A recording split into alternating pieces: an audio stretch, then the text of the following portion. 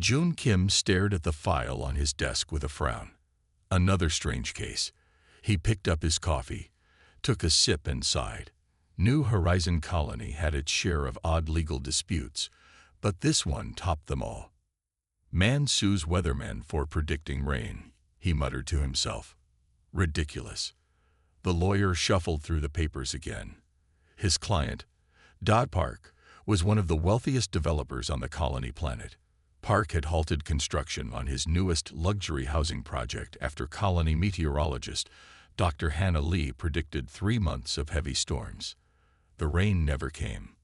Now Park claimed he'd lost millions in delays and damaged investor confidence. June rubbed his temples. He didn't want this case, but as the colony's most experienced attorney, he couldn't turn it down. The office door slid open, and Taeho, his assistant, entered with more files. Found Dr. Lee's weather reports, Taeho said, placing them on the desk, and some background on the colony weather system. June flipped through the new documents. Dr. Lee's predictions had been unusually specific. Not just rain, but precise patterns of rainfall down to the minute. That was strange. Weather prediction, even with advanced technology, was never that exact. Has she been right before? June asked. Almost perfectly accurate since she took the position 2 years ago, Taeho replied. This is her first miss. June's interest grew. He studied the weather charts and noticed unusual patterns in the data. They weren't like standard weather models. These had quantum signatures and strange mathematical formulas he'd never seen before. The next morning, June met with Dr. Lee at the colony's weather center. She was younger than he expected, with tired eyes and nervous hands. I stand by my prediction, she said firmly. The storm system should have formed. All my models indicated it. But it didn't, June pointed out. And my client lost millions because of your mistake. Dr. Lee looked away. It wasn't a mistake. Something changed. When June pressed her for details, she became evasive. This only made him more curious. He requested access to the colony's weather monitoring systems. The request was quickly denied by colony administrator Min. Too quickly. Something wasn't right. June decided to visit the colony archives. There, he found information about New Horizon that wasn't in the public records. Before humans arrived, the planet had been partially terraformed by an ancient alien civilization. The humans called them the Forerunners. They had left behind various technologies, including an advanced weather control system that the colony now used. This changed everything. He wasn't dealing with natural weather patterns, but with a controlled system. That night, June sat in his apartment reviewing security footage he'd secretly obtained from the weather center.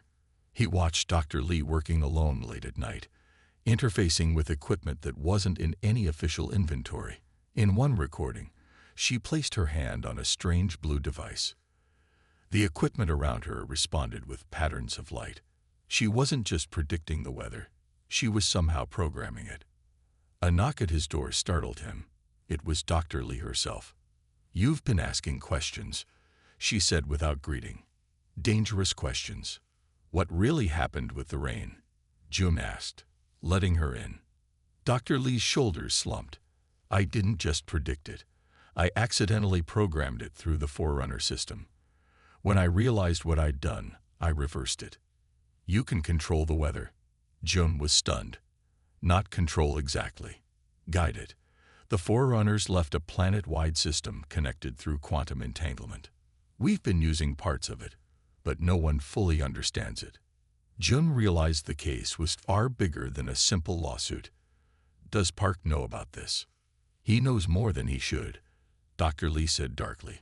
"This lawsuit isn't about money. It's about discrediting me before I can reveal what he's been doing." Before she could explain further, June's communication device buzzed. A message from Colony Administrator Min appeared. "All legal proceedings regarding Dr. Lee are suspended. Report to my office tomorrow." Below it was another message, this one from Earth. "Oversight Committee Representative Jae-yeon arriving tomorrow to investigate unauthorized use of Forerunner technology." June looked at Dr. Lee with new understanding. This wasn't a frivolous lawsuit anymore. It was the beginning of something much more dangerous, and much more important than he could have imagined. June arrived early at Administrator Min's office the next morning. The waiting area had large windows overlooking the colony's central dome. Outside, perfect blue skies stretched above the settlement, weather that hadn't changed in 3 days. "The administrator will see you now," the assistant said. Inside, June found not only Administrator Min but also a stern-faced woman in an Earth oversight uniform. She didn't smile when Min introduced her as Representative Jae-yun. "Mr. Kim," Jae-yun said, "I understand you're representing Da Park in a lawsuit against our colony meteorologist." "I am," Jun replied carefully, "though I'm beginning to think there's more to this case than I initially thought." Jae-yun exchanged glances with Min. "The case is being put on hold. Dr. Lee's work involves sensitive technology." "The Forerunner weather system," Jun said. The room went quiet. Administrator Min's face hardened. "Who told you about that?" Before June could answer, the door opened and Dr. Lee entered, looking like she hadn't slept. "You might as well tell him everything," she said. "He's already figured out most of it." Jae-yun sighed. "Very well, but this information doesn't leave this room." She activated a security field around the office. "What do you know about the original settlers of this planet, Mr. Kim?" "Only what's in the public record. They were called the Forerunners. They disappeared about 10,000 years ago. They didn't just settle here," Dr. Lee explained. "They transformed this world. The atmosphere, water cycle, even the soil composition, all engineered through their weather control system." Jae-yun tapped her tablet, and a hologram appeared showing a network of blue points spread across a map of the planet. "These are the control nodes we've discovered so far," she said. "They use quantum entanglement to communicate instantly across the planet. The system doesn't just predict weather, it creates it." When colonists first arrived, Min added, "We thought we just found a habitable planet. It wasn't until years later that we realized the weather patterns were artificial, maintained by technology we barely understand." After the meeting, Dr. Lee took June to a restricted section of the science division. They entered a dimly lit lab where several researchers worked around a glowing blue device about the size of a small table. "This is a weather node," Dr. Lee explained, "one of 16 we've activated." June stepped closer. The device pulsed with soft blue light, intricate patterns flowing across its surface. "When I first started working with it, I thought I was just reading data," Dr. Lee continued. "But I discovered something no one expected. The system responds to neural patterns. It's designed to be controlled by thought." She placed her hand on the device, and the blue patterns changed, flowing toward her palm. "The Forerunners designed it to be intuitive, but their minds worked differently than ours. When I interface with it, the system reacts in ways no one predicted." Dr. Soo-jin, a xenoarchaeologist, joined them. She wore special gloves to handle fragments of similar devices. "The Forerunners believed weather should serve life, not threaten it," Soo-jin explained. "This technology wasn't just about convenience, it was their philosophy made real." She showed June data records from the colony's early days. "For the first 10 years, we didn't even know this system existed. We thought we were just lucky with the weather." June was beginning to understand. "So when Dr. Lee predicted the rain?" "I didn't just predict it," Dr. Lee said quietly. "I accidentally programmed it. My neural interface with the system was creating weather patterns, not just reading them." "But the rain never came," Jun reminded her. Dr. Lee and Soo-jin exchanged glances. "I discovered what was happening and reversed it," Dr. Lee admitted. "But there's more. Someone else has been accessing the system, making unauthorized changes." Soo-jin pulled up weather pattern data. "See these anomalies? Water being diverted from agricultural sectors to the northern highlands, where Da Park's developments are located." June understood now. Park isn't suing because you made a mistake. He's suing to discredit you before you expose him. Their conversation was interrupted by an alarm. On a large screen, weather patterns suddenly shifted. Dark storm clouds formed over the agricultural district. "This isn't natural," Dr. Lee said, rushing to the node. "Someone's manipulating the system right now." As she placed her hands on the device, trying to counter the changes, Jun received a message. Dodd Park requesting an urgent meeting. "Someone warned him we're onto him," Jun said. Outside, unnatural winds began to howl. The fight for control of New Horizons weather had begun. Jun met Dodd Park at his luxurious office in the Northern Development Zone. Through the large windows, Jun could see the storm clouds hovering ominously over the distant agricultural districts, while the skies above Park's properties remained perfectly clear. "Quite a view," Jun said, not bothering to hide his suspicion. Park smiled, offering Jun a drink which he declined. "I understand you've been spending time with Dr. Lee. Has she convinced you of her wild theories?" "I've seen the weather control system myself," Jun replied, "and the evidence that someone has been redirecting water resources away from the farms and toward your developments." Park's smile didn't waver. "Business creates prosperity for everyone, Jun. The agricultural sectors get plenty of water. I'm simply ensuring my investments receive their fair share by secretly manipulating technology you're not authorized to use. That technology belongs to whoever can use it best," Park said, his voice hardening. "The colony administrators waste its potential. I'm simply being more efficient." As they spoke, Jun noticed a small blue device partially hidden behind Park's desk. It looked similar to the node in Dr. Lee's lab, but modified with crude attachments. "You stole a weather node," Jun said, surprised by Park's boldness. "Acquired," Park corrected, "and I've improved it.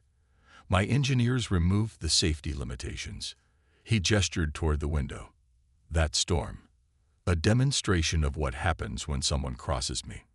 Jun left Park's office knowing the situation was worse than they'd thought. He rushed back to the science division, fighting against increasingly strong winds.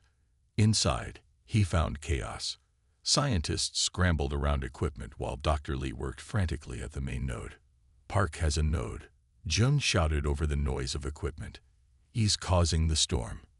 "We know," Dr. Lee replied without looking up. "He's removed the safeguards. The system is destabilizing across the entire northern hemisphere."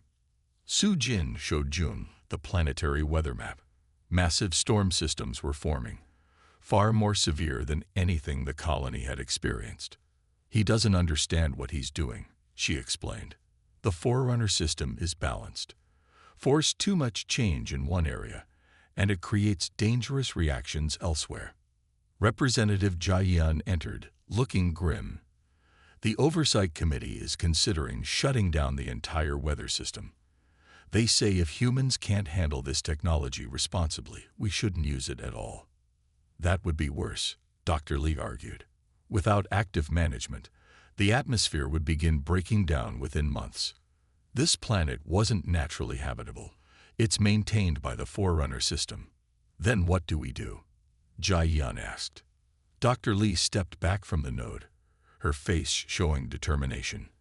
"I need to fully interface with the primary node, not just with my hands, with my mind." The room went silent. Su Jin spoke first. "That's too dangerous. No human has ever attempted a full neural link with Forerunner technology. The partial interfaces I've been using aren't enough to counter what Park is doing," Dr. Lee insisted. "I studied the system for years. I understand how it works differently with human neural patterns." She explained her theory. The Forerunners' brains processed quantum information differently than humans. When humans interfaced with the system, it created new possibilities the original builders never imagined. "Our brains see different patterns," she said. "We don't just use their technology. We can improve it." Despite objections, Dr. Lee began preparations for the full interface. Technicians attached monitors to track her vital signs, while Su Jin made adjustments to the node. "If this works," Dr. Lee told Jun, "it will prove that humans can do more than just activate the Forerunner's technology. We can evolve it." She sat before the node, placing both hands on its surface. The blue light intensified, patterns swirling more rapidly. Neural patterns synchronizing, a technician announced. Brain activity increasing beyond normal parameters. Dr. Lee's eyes closed. The node's light changed from blue to a purple color no one had seen before. On the weather displays, the storm patterns began to shift. "She's doing it," Su-jin whispered. Across the colony, the unnatural storms began to dissipate. At Park's development, the stolen node suddenly shut down, its lights fading. When Dr. Lee finally opened her eyes, they briefly glowed with the same purple light as the node. "I saw it all," she said, her voice filled with wonder. "The entire system, not as the Forerunners built it, but as it could be. They designed it for their minds, but our neural patterns create new possibilities they never imagined." She stood up shakily, pointing to the weather displays. "Look." The storms were gone. In their place, perfectly balanced weather patterns formed across the colony. Rain where needed, clear skies elsewhere. "Human ingenuity," Jun said with admiration. "We didn't just adopt their technology. We made it better." The colony courthouse was packed to capacity. News of the weather system conflict had spread throughout New Horizon, and everyone wanted to see the showdown between Park and Dr. Hannah Lee. The case had transformed from a simple lawsuit into a public hearing about the future of the colony's relationship with Forerunner technology.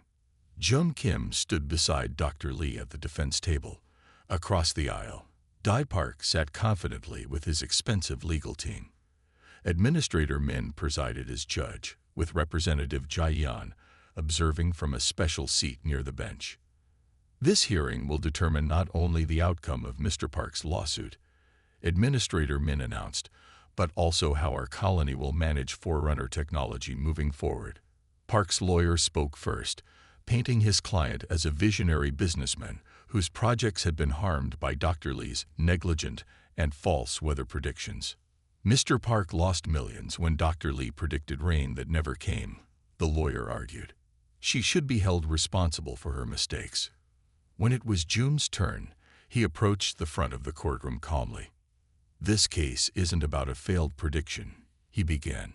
"It's about Mr. Park's illegal manipulation of colony resources and dangerous tampering with technology he doesn't understand." Murmurs filled the room. Park's face remained impassive, but his eyes narrowed. Jun called Dr. Su-jin to testify first. She explained the Forerunner weather system to the court, showing holographic displays of how it functioned across the planet. "The system wasn't designed for human use," she explained. "When we first activated it, we were like children playing with complex tools we barely understood." Next, Jae-yeon testified about the Oversight Committee's concerns. "If this technology cannot be used responsibly," she stated, "Earth authorities will have no choice but to shut it down, even if that means evacuating the colony." Gasps echoed through the courtroom. For many colonists, this was the first they'd heard that their home's habitability depended on the alien system. When Dr. Lee took the stand, the room fell silent. She spoke clearly, explaining how she had discovered human neural patterns could interface with the system in unexpected ways. "The Forerunners built the technology for their minds," she said, "but human brains process quantum information differently. We can not only use their system, we can improve it." Park's lawyer objected. "This is fantasy. She's trying to distract from her failed predictions." "I'll prove it," Dr. Lee replied calmly.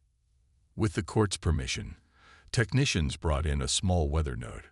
Dr. Lee placed her hand on it, and the blue light pulsed in response. "This node is connected to the main system," she explained. "With the court's permission, I'll demonstrate what happened." Administrator Min hesitated, then nodded. Dr. Lee closed her eyes.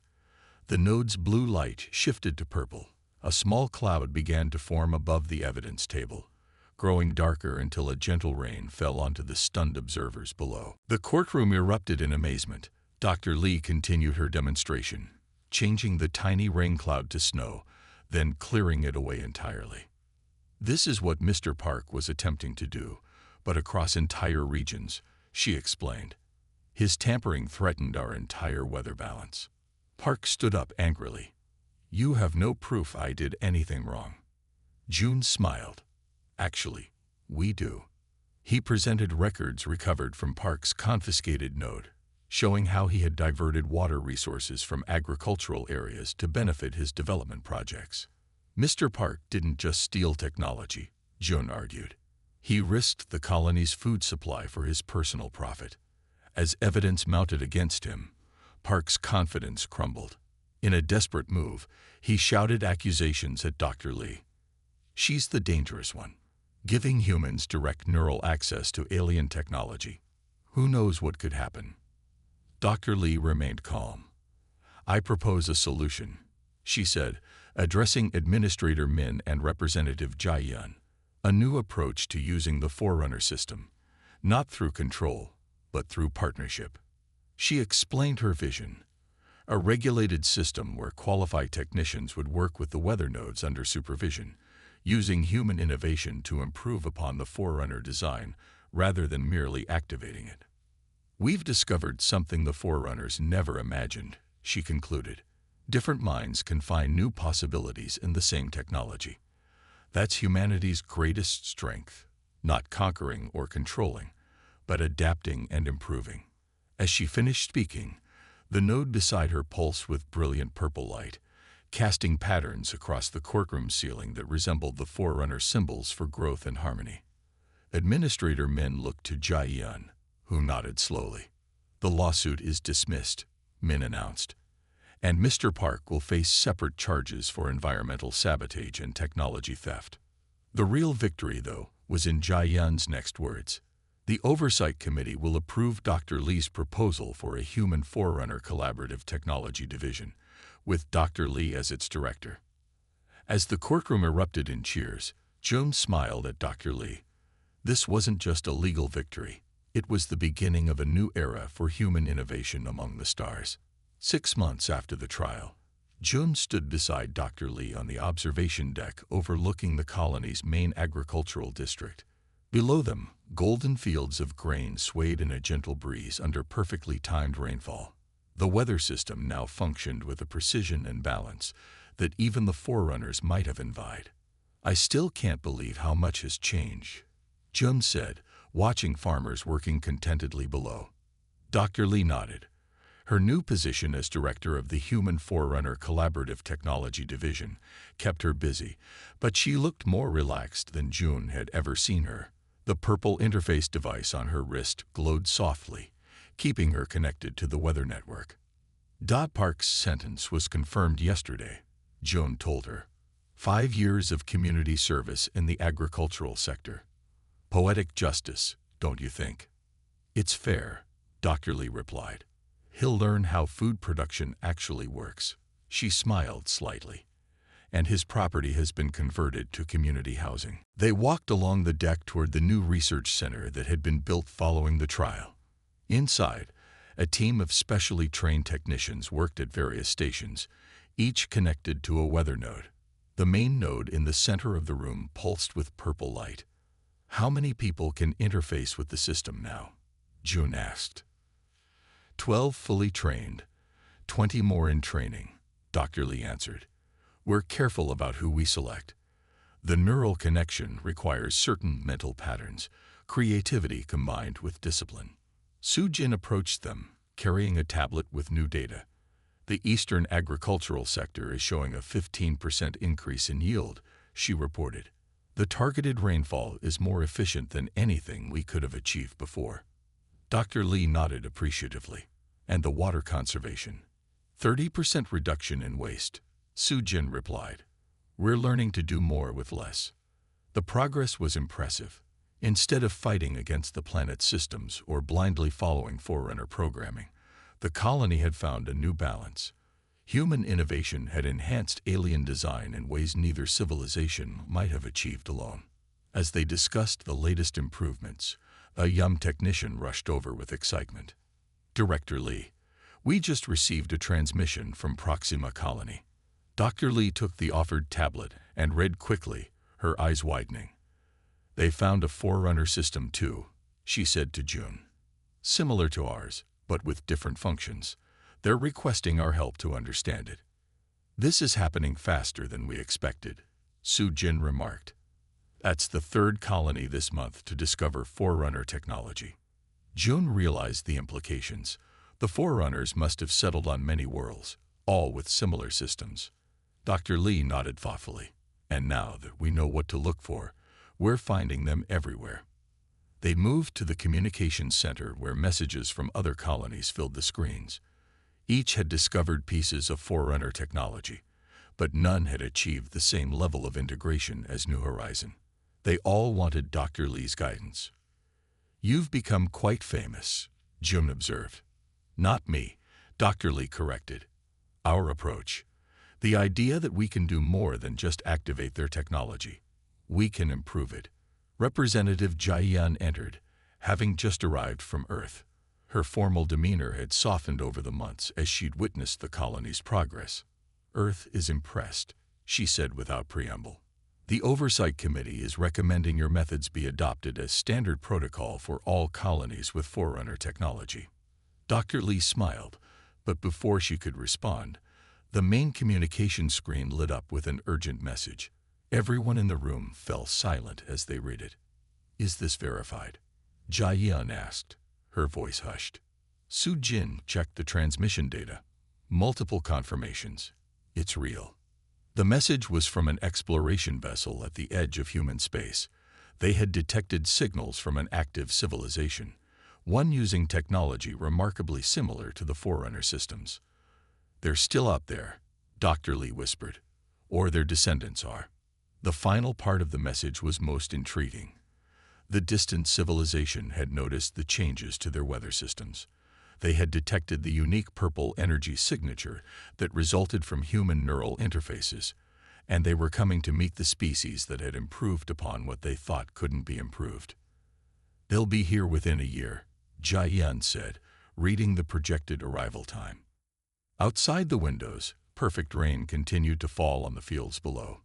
The colony thrived under the harmonious blend of human ingenuity and Forerunner design. Jun looked at Dr. Lee, seeing both excitement and apprehension in her eyes. I guess we better prepare for visitors, he said. Dr. Lee nodded, the purple light from her interface reflecting in her determined eyes. We'll be ready. Humanity has earned its place among the stars not through power, but through innovation. Above them, the skies cleared precisely as programmed, stars becoming visible in the evening light. Stars that would soon bring new friends curious about the humans who had taken ancient technology and made it better.